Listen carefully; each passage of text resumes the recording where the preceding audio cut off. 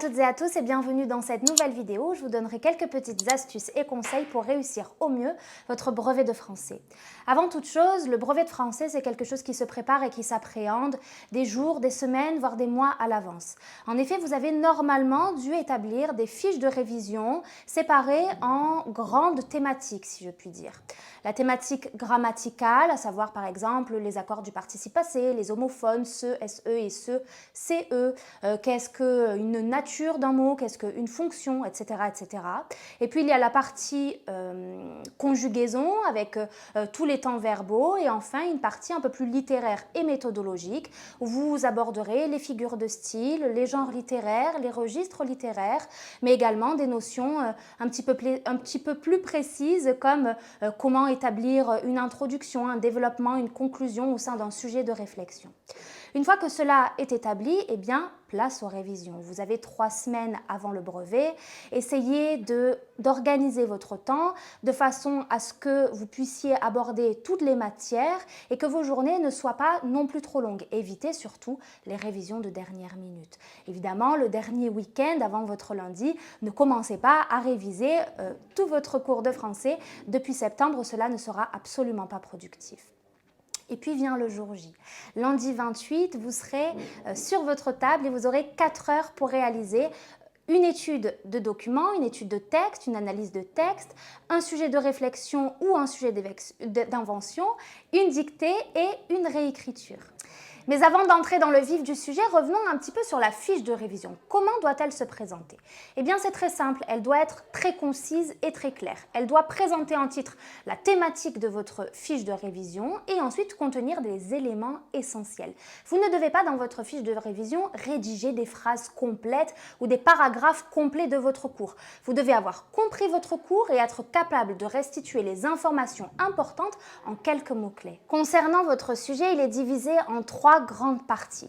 La première partie dure 1h30 et concerne une analyse, une interprétation de texte que vous ne connaîtrez pas le jour J. Ce texte sera accompagné d'une dizaine de questions à peu près qu'il faudra développer et justifier au maximum. La première chose à faire lorsque vous rencontrez ce texte, eh bien, c'est de le lire et de le lire attentivement. Il est très important de lire toutes vos questions avant d'y répondre pour avoir une vue d'ensemble sur ce qui vous est demandé et éviter ainsi d'être répétitif dans vos réponses.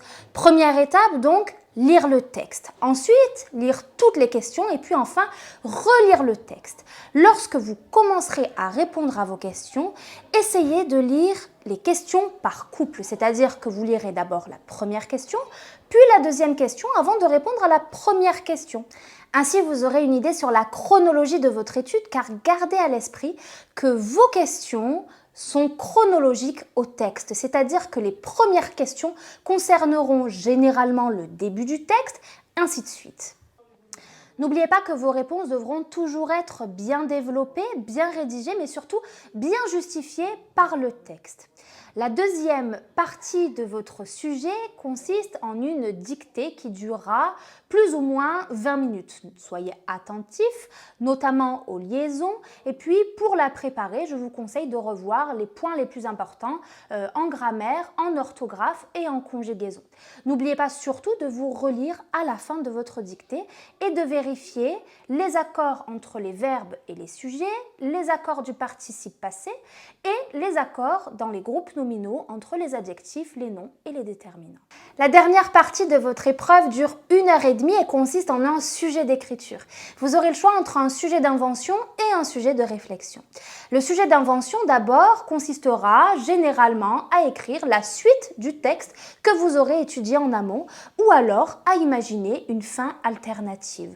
Vous aurez donc besoin de créativité mais aussi de beaucoup d'imagination et de jugeote parce qu'il vous faudra avoir compris les enjeux du texte étudié pour pouvoir créer une suite qui est cohérente. C'est-à-dire que vous devez cibler le genre littéraire, le registre littéraire.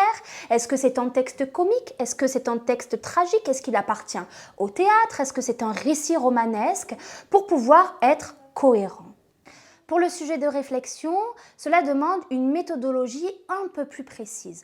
En réalité, vous serez noté sur votre capacité à discuter sur une question posée. On pourra par exemple vous demander si, selon vous, il est bon ou pas de mentir dans certaines circonstances. Vous devrez peser le pour et le contre sans pour autant être incohérent. Vous ne devez pas vous contredire dans votre première et dans votre deuxième partie, mais tout simplement apporter des nuances. Enfin, lorsque vous aurez fini de rédiger votre copie, n'oubliez pas de vous relire.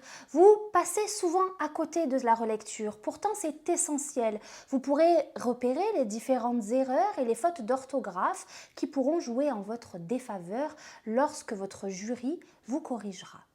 N'oubliez pas aussi de vous entraîner grâce à des annales corrigées que vous pourrez trouver sur Internet ou bien en librairie. Enfin, détendez-vous et ayez confiance en vous. Vous avez l'habitude, grâce au brevet blanc et grâce à votre scolarité depuis la 6e, à faire ce genre d'exercice. Ayez confiance en vous et tout se passera pour le mieux.